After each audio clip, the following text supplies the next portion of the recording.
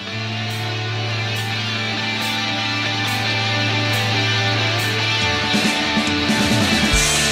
everybody and welcome to another episode of the Outside Insider podcast here on Philly Sports Network with myself, Liam Jenkins. You know the score by now.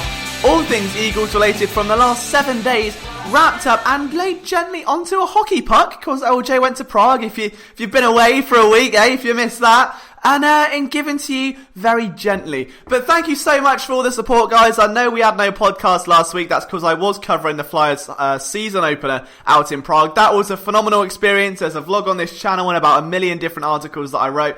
But I missed you all a lot. Like, this much. And if you can't see me arms, I've got a 38-inch vertical. They're not even fitting on the screen right now, okay? That's how much I miss this podcast. But we're back. And in the time that I've gone, the Eagles have somehow demolished the Jets without really demolishing the Jets. It was a bizarre win, 31-6, most of it coming from defensive dominance because Luke Falk just did Luke Falk things, really. But now we go into a matchup against the Minnesota Vikings. The stakes are high. Both teams lead contenders to be in the NFC playoff picture here. Potential championship game probability lies between these two teams. But before we get to this matchup, you might be thinking, wait, why am I listening to a British kid? I'm new around here. What's going on? We're on the following platforms. We're on Apple Music. Well, not music, but podcasts. Spotify, Stitcher, Spreaker, iHeartRadio, YouTube, the orange one that's called Podbox, some Google thing, and I've even heard that we are in your mailbox on a Wednesday. If you open that up, you'll find a ticket, an RSVP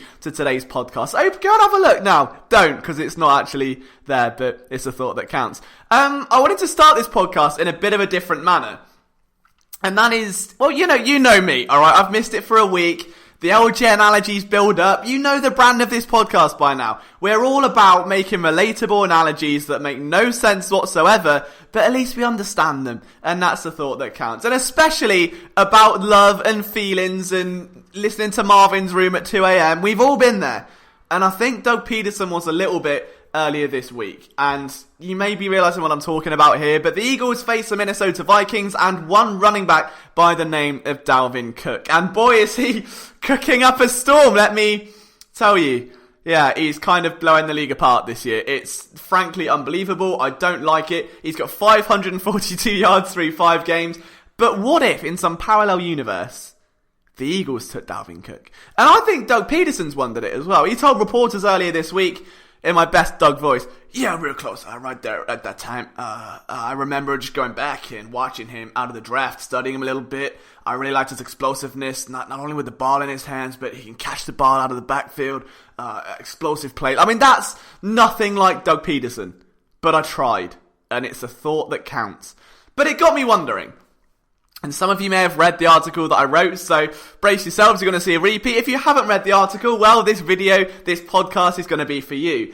I was wondering what would happen if the Eagles took Dalvin Cook. Now, back in 2017, the Vikings picked 41st, the Eagles picked 43rd. There was a chance he could have slipped. The Eagles were that close to pulling the trigger, and if they traded up for Andre Dillard, they may well have traded up for Dalvin Cook. But how different would this season have been? Or would last season have been? Would 2017 have been? Would the Eagles have even won a Super Bowl? Would they have won 2 Super Bowls? We're going to look into the crystal ball. And by crystal ball, I mean my little Eagles helmet. And we're going to just find out. We're going to zoom in. We're going to find out what's going on here, you know? Now, the first thing I noted was that the only difference that would have happened, notably in 2017, would be the rest of the draft. So for the sake of simplicity, for sanity, we're going to keep it the same. So none of anything else changes other than Donnell Pumphrey. We're not taking him. Donnell Pumphrey can sit on the draft board. And I would much rather take Damontae Kazee. He hasn't really done a grand amount so far in Atlanta, but he's done more than Donnell Pumphrey, and that's kind of all that matters right now. So we're going to take Damontae Kazee instead. Now, the other thing to note is, as much as it would have been cool to see Eddie Jackson or Tariq Cohen or someone like that in Philadelphia, we'd rather take Kazee to make up for what would have been Sidney Jones. We're just going to keep it as plain simple as we can. That's all that matters. Now, 2017 was an interesting year because obviously Dalvin Cook missed 3/4 of that season due to a torn ACL. But you might be thinking, well, he was one who won a Super Bowl, isn't there? A torn ACL. Okay, right. Well, let's dive into that argument, shall we? Because I've got a funny feeling they would have. And the reason for that, ladies, gentlemen, and kids of all ages, is that Dalvin Cook's surgery went through on October 9th. The Jay Ajayi trade took place at the end of October. Now get those heads turning. This would have given the Eagles 3 weeks to find out whether they need to go and trade for Jay Ajayi, whether they need to trade for a running back, or can they simply get by without. And to me, those 3 games, for those of you who need some, just some mental zoning in here, Carolina, where the leading rusher was LeGarrette Blount, 67 yards on 14 carries. In reality, that would have been Corey Clement. Nothing new or exciting there. Against the Redskins, Carson Wentz was the leading rusher. That was good. 63 yards on 8 carries, so they would have been fine without Dalvin Cook there. And then the Niners, Corey Clement, 54 yards, 10 carries. He can do that again. That's no real change. So I think, if I'm honest, the Eagles still go out and trade for Ajayi. It still pans out the same way. And as opposed to just not having other running backs for a bit, you just lose. You lose out on Dalvin Cook. Now you can argue LeGarrette Blount played a much bigger role, but if I'm honest, I think they might have snuck by. They might have snuck by.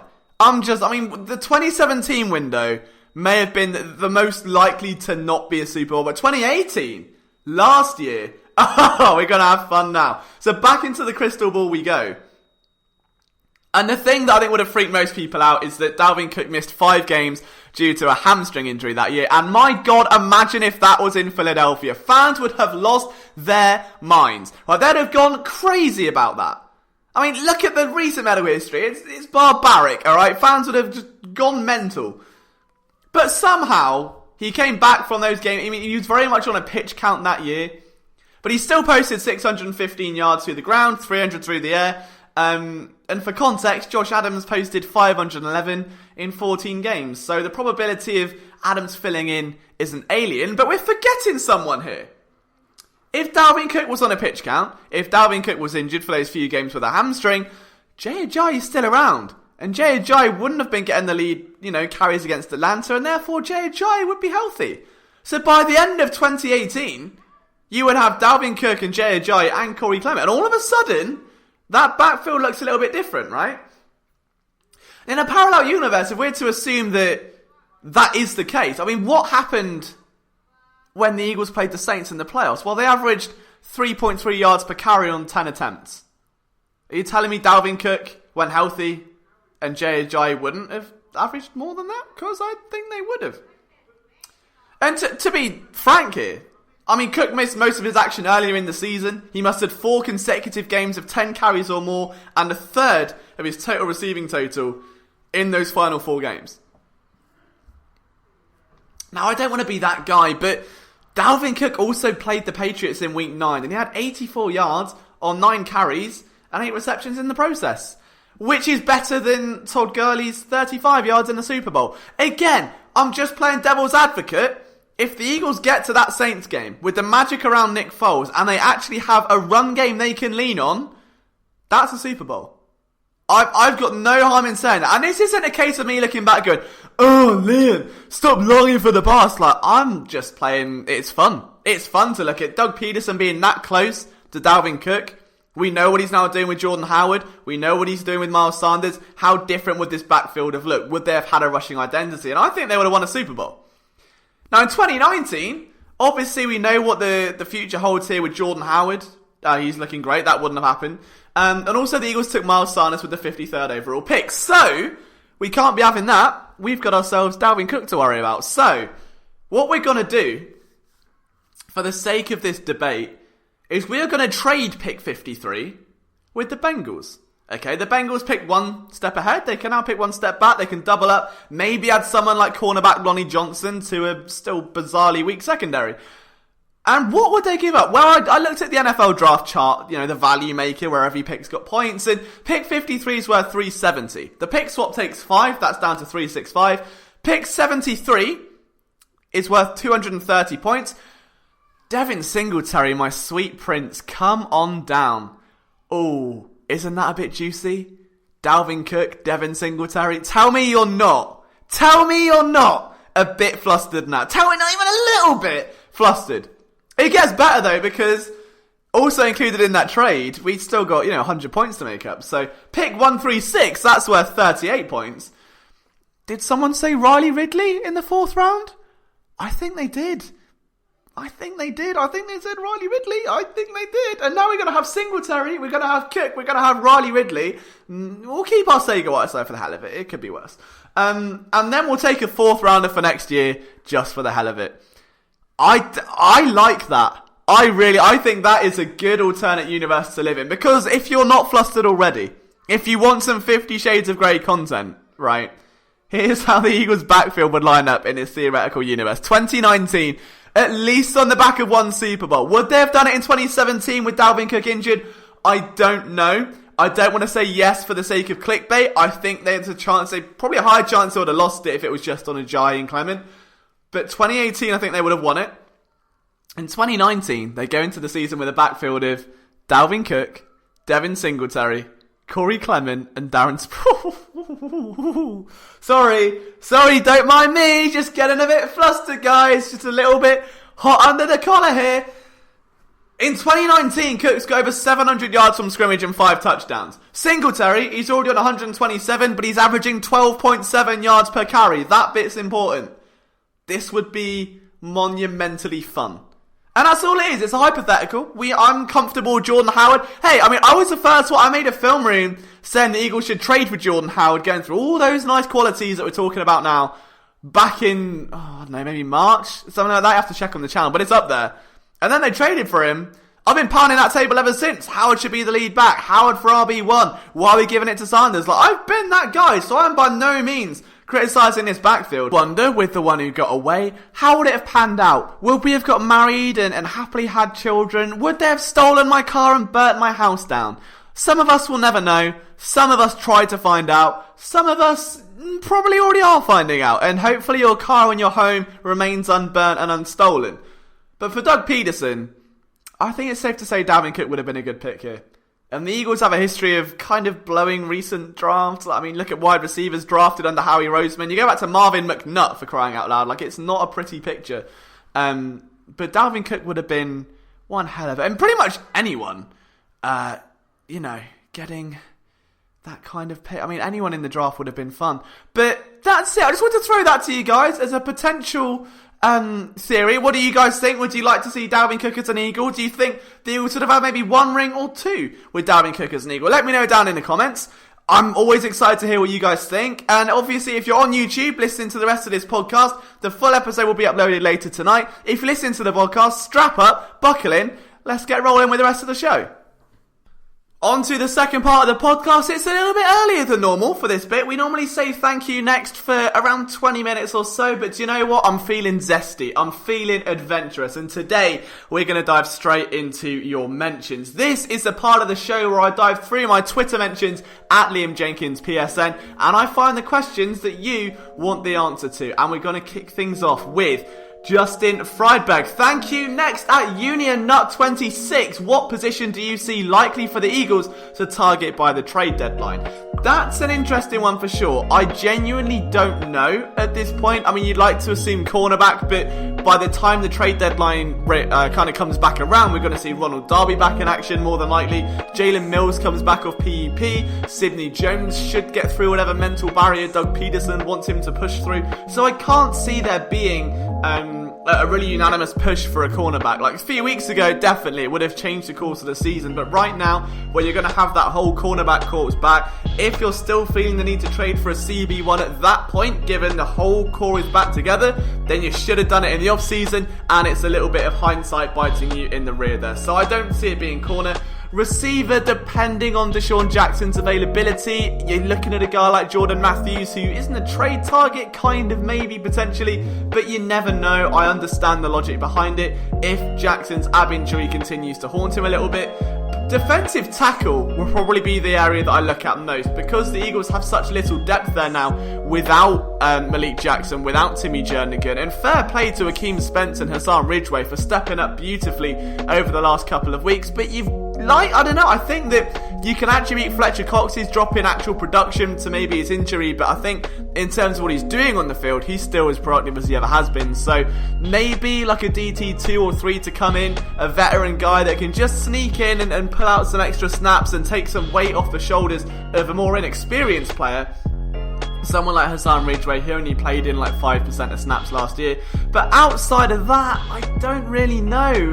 You can kind of say running back for an RB3, but I don't know if that would be logical right now, mainly because Boston Scott's on the roster, and that is all that matters. We'll get to that in just a little bit. Thank you. Next, Geordie Fighter 14 says, who is going to be an impact player on offense and who's going to be an impact player on defense? On offense, oh, that's tricky. I don't really know. It's really hard because I think you look at the real shape of this Eagles offense right now and the way they're trying to plan against the run. Like, the Vikings defense is pretty good and they rank top 10 in sacks and quarterback hits. They've really been stout against the run. They've added, I think it's like 3.7 yards per carry on average against the run. So as much as I would love to say Jordan Howard, I don't think this is going to be the game we see a lot of Jordan Howard. This is a Miles Sanders screen type game, and I think this could be the game that breaks out for him. I would love to see a bit more out of Miles Sanders, especially in open space, but I've got a funny feeling it'll be Zach Ertz. I think that, you know, Alshon Jeffrey hasn't exactly been great against Xavier Rhodes. It's been up and down, to say the least. So seeing what Zach Ertz can do against those linebackers, if they are going to really pound Wentz and try and rack up the blitz and really throw pressure in the face of Carson Wentz, a quarterback who is holding the ball a bit longer against a defense that ranks really high in sacks and QB hits, it makes sense you blitz more. We saw the same with the Eagles against the Jets, and with that in mind, I think there will be a bit of vacated space over the middle, and we could see a 100-yard game from Zach Ertz. That would be my first sort of bold prediction. Outside of that, on defense, you've got to say Rasul Douglas, right? You just have to say Rasul Douglas. It is Rasul season. That is the content we signed up for. That's why we're going to be shipping this until day's end. I think it's going to be a Rasul Douglas show. And if he's going to line up against Stephon Diggs, he's coming up against his number one receivers. He's now ranked, I think, inside PFF's top 20 cornerbacks this season. So for anyone not on the Rasul Douglas train just yet, 1, you're late. 2, sort it out, alright? Hop on it now. I think this could be a lot of fun if Rasul Douglas can get going. We know he's aggressive, we know he likes to press, and I would personally love to see a bit more from the West Virginia product. A man who has sparked so many videos and articles of should he move to safety, should he stay at corner, why isn't he getting attention? We're finally going to find out why he's CB1 material. Thank you. Next, at Thial18M.A.R.S. spelling Mars. Why do you think Carson Wentz isn't throwing deep? Is it play call or is it the skill position isn't doing anything? That's tricky. I think against the Jets, it was certainly almost like a vanilla offense in a way. Like, they didn't really scheme too much. You didn't see a lot of creativity out of Doug Peterson in that game, did you? It wasn't like we saw him running out of the gate and firing like double screens and all this different stuff and a lot of RPOs. It was just basic 3-step drops. But Wentz himself was just taking what the defense gave. Like, we saw a few examples where Alshon Jeffrey just couldn't get open, just couldn't get any separation. Some of them he was double teamed, some of them he was just frankly blanketed over the top, and underneath you've got a nice little leverage route for Zach Ertz, and that's where we're seeing a lot of those checkdowns. You'd like to see more from someone like a Matt Collins or a Nelson Aguilar, but whether we will or not is a different discussion. So who knows what the future holds, but I think you can definitely make the argument, at least against the Jets, that there was a little from column A, a little from column B. It wasn't like, oh, it's all on Carson Wentz, it wasn't all on the skill position, and it certainly wasn't all on game planning. It was a combination of all of them, and you can just see how much this team is missing Deshaun Jackson right now. Sean Lamont says, hashtag thank you. Next, do you think the return of Jalen Mills solves the cornerback issues? No, frankly, no. No. Not today, Sean. Not today. No, genuinely, it's interesting because I think Jalen Mills is suddenly being revered as a hero because of how poor the Eagles secondary has been in his absence, and I don't think that's suddenly a testament to his strength of play. It's just an overall, oh my god, do we really think that Ronald Darby was that bad? And if you've been listening to this podcast for a while, you're late to that train, alright? You know, we've been battering this one for quite some time now. But it doesn't suddenly change anything. I mean, Jalen Mills is a guy that plays off coverage, gambles on himself too often, but that's why he bites on those sluggos and the double moves and that sort of thing. Whereas Rasul Douglas and Sidney Jones are far more clinical in their coverage. Now, Mills downhill as a tackler is fantastic, and when he's in the red zone, everyone's like, oh, he thrives because he can't get beaten deep. I don't know, bearing in mind he's coming off an injury that has sidelined him for what is basically nearly 12 months. Like, it won't just be a case of, right, he's back from injury, he's off PUP, let's drop him in, he's going to start CB2. I don't think it's as simple as that. Although it probably would add some pressure to Sidney Jones, who is probably running through some mental hurdles right now. So, who knows? Who knows? But I don't think he's suddenly the answer. Like, if we're going on a scale of 0 to Jalen Ramsey, is he the answer to the Eagles' cornerback problems? Like a 4, and a Ramsey's about an 87, so probably not. But that is it for your questions. If you want to submit some more, at Liam Jenkins PSN is the place to do it. You can slide in the DMs, you can slide in the mentions, you can slide on the grass and get those jeans all muddy if you want to. It's entirely up to you. But we do have an important game, and I could sit here and give you all the bad analogies in the world. I could rant on about certain players, certain matchups, but I think this matchup in particular deserves some at least serious analysis from LJ, because in my opinion, I said this the other week, where I know the Eagles and Cowboys are rivals, like we get that, okay? It's a divisional rivalry, you have to play them twice a year, the games are always fiery, and it's a rich history, I understand that. But in terms of a modern rivalry that's building, and one that looks, I would say, built to stand the test of time for the next 10 to 15 years, I think Philly and Minnesota is up there. And it's not just the fact they smashed them in the playoffs, they win the Super Bowl on home soil, you've then got the revenge game, you've got the Vikings coming back and eking out a win. Like, it's really, I think the fandoms, they just don't get on. They really don't get on. You've got Minnesota fans saying, oh, snowballs, it's Santa Claus. And you've got Eagles fans that just bite it every little bit because it's Minnesota and it's fun to wind them up, and who can blame them? So, from that perspective, there is a lot of weight, and I think these teams will be playing each other much more, especially in the postseason, if the Vikings can ever work out either A, what the hell to do with Kirk Cousins, or B, moving on from. I mean, like, you've got Dalvin Cook, who is literally breaking the league in half right now. You've got a defense, as I said, that has 15 sacks and 33 quarterback hits already. You've got a very strong secondary. It's the makings of a championship team. Like, whether you like to admit that or no, Minnesota is a championship team, and they play Philly hard, and they match up very, very well against Philadelphia.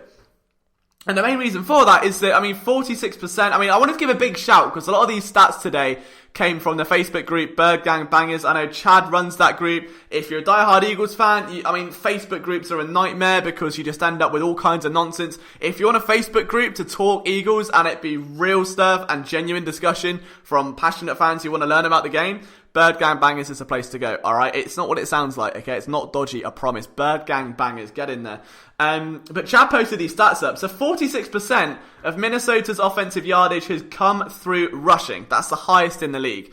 The Eagles' run defense is the best in the league, and they're yet to allow any significant yardage to a running back this season. They're able to snuff out Le'Veon Bell, and I know the Jets' offensive line is terrible, but Minnesota's isn't much better. I think they rank 24th in the league this season. So it's not like you're going to see a significant upgrade. What you are seeing, though, is a difference in the way the backs deploy. But New York, for some reason or other, decided to just Le'Veon Bell first down, Le'Veon Bell second down, Le'Veon Bell screen third down, Le'Veon Bell punts the ball, Le'Veon Bell makes a tackle, Le'Veon Bell lines up at defensive end. That was their entire game plan. I've never seen anything so, one-sided before. It was crazy. You're not going to see that here with the New York Jets. You're just really, really not going to see that. So I think that has to be taken into account.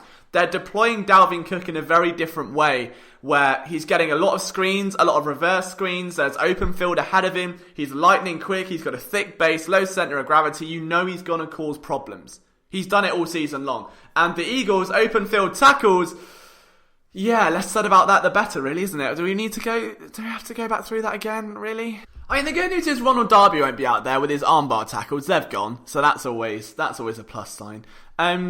But this is a tough matchup. And it goes outside of Dalvin Cook. It goes really, really far outside of Dalvin Cook. It's just all across the board. I think one of the most intriguing matchups is Adam Thielen versus Orlando Scandrick. We know Scandrick's stats, I don't want to say inflated, but for someone that came in a clutch situation, having not really played a competitive game since the end of last year, where again he had 13 passes defense, career high. Not in a game, that was in a year, so don't get too excited. But this was interesting. A strip 6, I'm saying? I mean, Mamacita Skandrick, a strip 6, sounds like a dodgy Saturday night, was a very happy Sunday evening. Fair play to him. Big time play. Just making plays over the board as a blitzer, as whatever the hell happened on that strip sack, in coverage. It was just a menace, and it was really cool to see. But he'll line up in the slot potentially against Adam Thielen, who ran 44% of his routes from the slot last week, again, per the amazing thread down at BGB. And he caught 4 passes for 45 yards, and both touchdowns. So you go from playing the Jets, who are about as efficient as a 1917 Ford Mondeo, which I don't know if they exist, so that kind of says all you need to know, really, to lining up against Adam Thielen, who is arguably one of the crispest route runners in the game that we know today. That's a tough step up. That is a really tough step up, and it's a matchup I cannot wait to dive into. We've spoke about Alshon Jeffrey versus Xavier Rhodes on the other side of the field last time round. Again, per this amazing thread, Jeffrey caught 2 of 8 targets for 39 yards in their last matchup. And he's now going to have to do that again, because there's no Deshaun Jackson. Nelson Aguilar hasn't really been dependable. If the run game is taken away and the ball is in Carson Wentz's hands, he's looking at Alshon. And Xavier Rhodes is no mismatch, believe it or not. So this matchup, to me, it has shootout, it has aggressive defenses, it has the makings of a real, season-defining matchup. Like, Game of the Year candidate written all over it. Whether you like Kirk Cousins and you like that, whether you hate Dalvin Cook, whether you hate Everson Griffin and Danielle Hunter, or whatever Minnesota throw at the Eagles, it is a tough matchup. It is a really big matchup, and I couldn't imagine coming into this with a loss against the Jets. I mean, if they'd lost that game, I think this would be a very different story. If they'd lost that game against the Packers, this would be a very different story. But if they can come out with a win against Minnesota, and then on the road, face a 3-game road stretch, then go to Dallas in week 7, for what could be a game where it's like winner takes lead of the division at the midpoint of the season, this is going to be one hell of a testing series for this team. And I can't wait. If the Eagles can come out depleted with injury and just take it to a team that matches stride for stride. You want a quarterback? Kirk Cousins is like your ultimate game manager. He did it against the Eagles last year. His entire passing chart was just underneath, dump pass, screen pass, underneath, dump pass, screen pass, underneath. It was relentless. Absolutely relentless. The only reason the Vikings won that game was because Kirk Cousins was just getting the ball out so quickly. They really exploited the Eagles playing in off coverage. And they're going to do it again. The blueprint's been out there for nearly 2 years now. And we're seeing it over and over and over again. So make no mistake, the Vikings are going to throw all they can at the Eagles. But running backs and run defense. You've got great running back one side, diverse backfield the other side, 2 stout run defenses. Eagles have got a relatively strong receiving corps against a relatively strong secondary. Eagles have got a relatively poor secondary against a great receiving corps, but an average quarterback, a bad offensive line against a good pass rush. So you can see it all correlates into a stalemate, really. Into a not a nil-nil, but it's going to be a real test of attrition, this game. This will come down to the wire, I think. It's going to be a lot of fun for a neutral fan. For Eagles fans, you'll be sat on the edge of your chair for most of the time, unless we see a repeat of that 2017 championship game, where I would love to see that, but you just never know. But I'm excited. I've not been this excited for a game in quite some time. I think this could be, again, one of those defining matchups of the year where the Eagles have got it all to play for. The Vikings have got it all to play for. They know they could meet each other in the postseason, and they match up so well. They're getting to know each other so well. The trash talk is beginning now, where Zach Brown called Kirk Cousins the weak point of his offense when they were teammates in Washington. And you're seeing that chirpiness now, that bitterness between players on 2 teams. And it's becoming a rivalry. It is becoming a rivalry. The games are exhilarating. They match up well. There are stars on both sides of the ball, on both teams. And it's a conference game. So make no mistake, don't get me wrong. Dallas will always be a matchup because it's in the blood of an Eagles fan. But if we're talking a modern day matchup that's coming up, that is building, that you know you're gonna hate playing that team for the considerable future, Eagles and Vikings is the one. It really, really is. I mean, the Vikings, you don't really have a reason to hate them. It's not like Dallas where, as I said, it's in your blood and you grow up with that understanding hatred for Dallas and it's mutual because that's how history is dictated. This is something new where clusters of fans dislike other clusters of fans. And it's sort of like you see someone come into your new school and you're like, oh, look at that guy. It only ever happens when he talks to a girl you're interested in or something for the sake of an LJ analogy and she's all interested and she's like, oh, I love him. Oh, I love Stephon Diggs. I love Adam. And you're like, look at his hair. Look at that coat. Look at those shoes. Look at you. Oh, you are better than me. You are the... Not that the Vikings are better, but, sake of analogy, we've got to go there, okay? It is one of those budding rivalries, and I'm very excited to see how this game goes. I couldn't give you a prediction. I know the Vikings are 3-point favourites. I'd like to think that the Eagles will cover that spread, given how they tend to fare well when they're playing against the Vikings as underdogs in big situations. But we're not going to harp on about the past too much, which is rare for me. There's a couple of other things we want to talk about in this matchup before we get to the end of this podcast. But if you are new, if you've listened this far, thank you so much. Make sure you leave a like if you're subscribing on YouTube or Spreaker or Stitcher, whatever it is.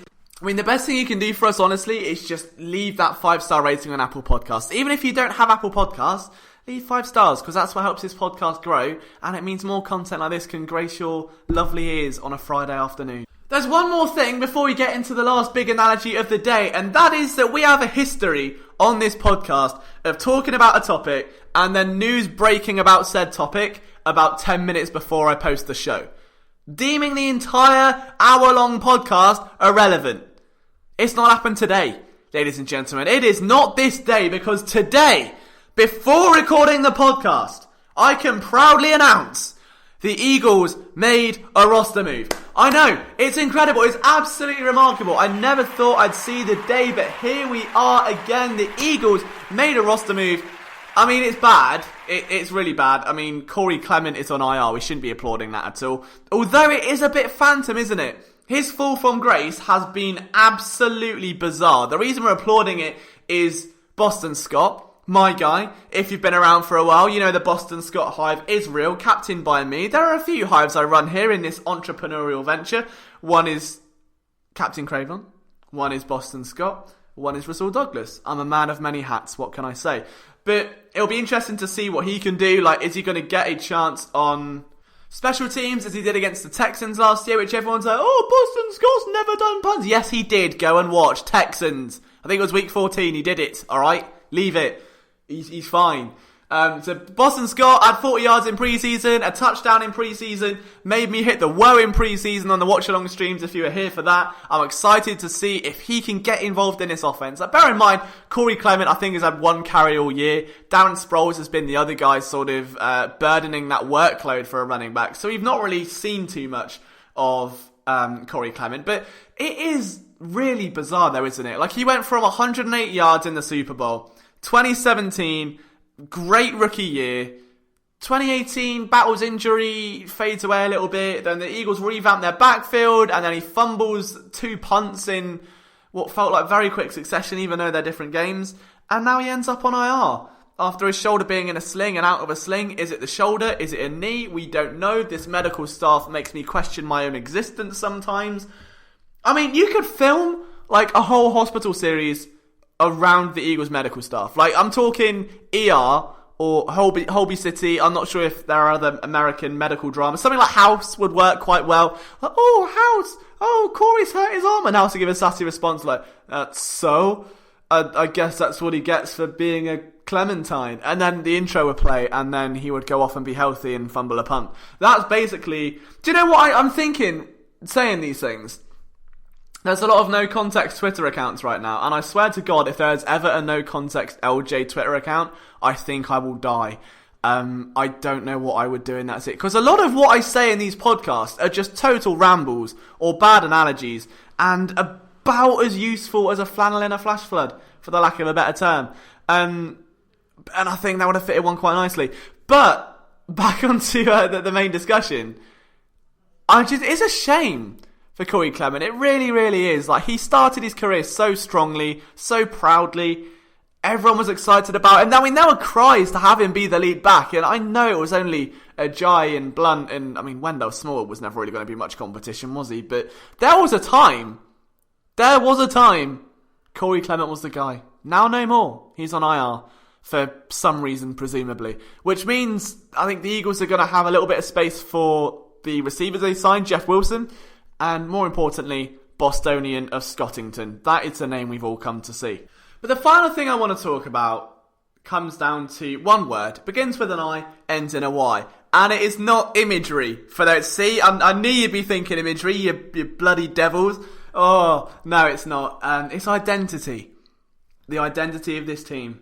And I think it needs discussing. Because it's easy to look at that game against the Jets and think, okay, 10 sacks. Oh, nice. Inflated numbers. Lovely. Oh, Jets. Oh.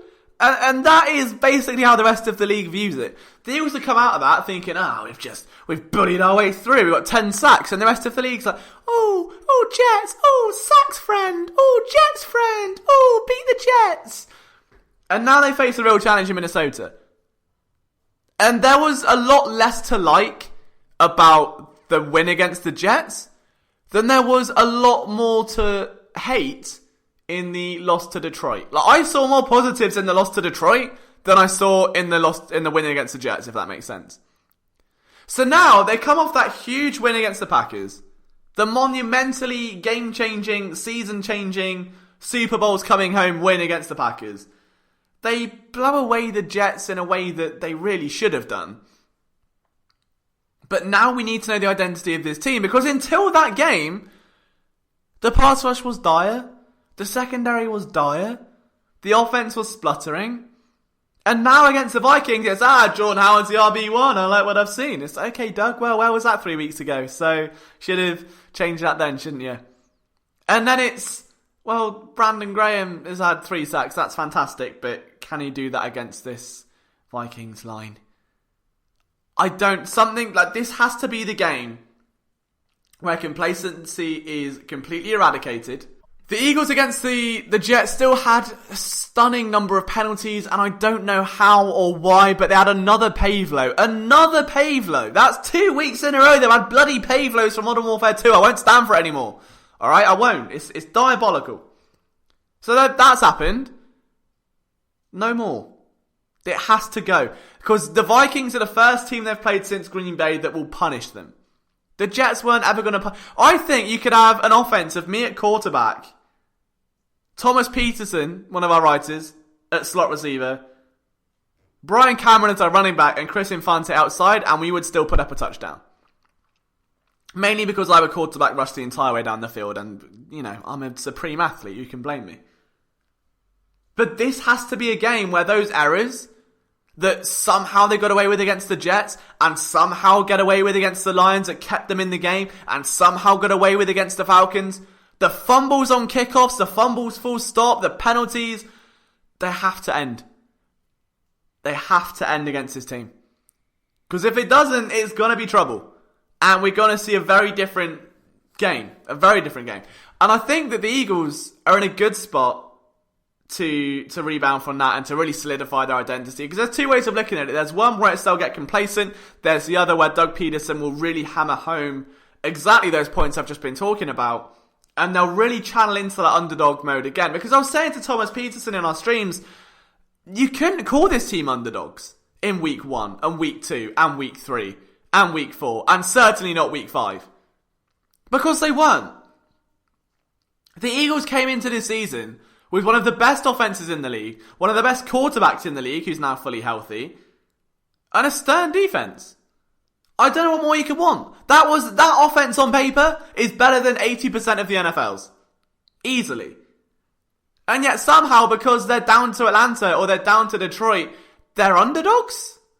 No.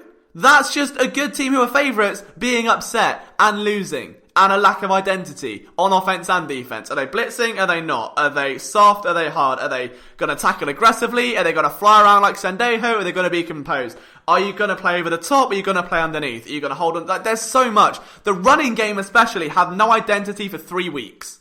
Miles Sanders was your top receiver at one point. Now the team has an identity. Now they're underdogs. Now they're against Minnesota, and now they're shorthanded. Now they have an identity. They've got something to get behind. It's not, we're the Eagles and we should be winning these games. It's, we're the Eagles and we've been here before. We've been shorthanded before. We've faced adversity before. We've beat this team under those circumstances before, and we're going to do it again. And that's the rally, that's the war cry this team needs. Forget anything else. Forget the matchups, forget the stats, forget the numbers, forget anything else I mentioned in this podcast. Don't, because that would eradicate the whole podcast, really. But you get what I'm saying. It's a different stretch now. This is a different team, and they're underdogs again. And it could not be happening at a better time than at 3-2, when the Cowboys are choking left, right, and centre, and you face them in a week's time. Beat the Vikings, take care of business, cause an upset, and go into Jerry World on the road with a full steam of momentum as an underdog, and take the throne of the division and never let it go. This has to be the week that identity is sealed. It has to. And on that note, I will bid you adieu. Guys, thank you so much for taking the time to listen to this podcast. It means the absolute world to me, as you already know. Sunday ho. Wow, that was almost tuneful. If you want to listen to more, please hit subscribe on whatever platform is your chosen one, whether it's Apple Podcasts, whether it's Spotify, whether it's YouTube, or whether it really is your mailbox, I don't know. But it would mean the world if you could do that. From myself, Liam Jenkins, I will see you next time. Take it easy, enjoy the game, we'll see you soon. Ta-ra. Bye-bye. See you later. Goodbye now. Bye-bye. See ya. Bye.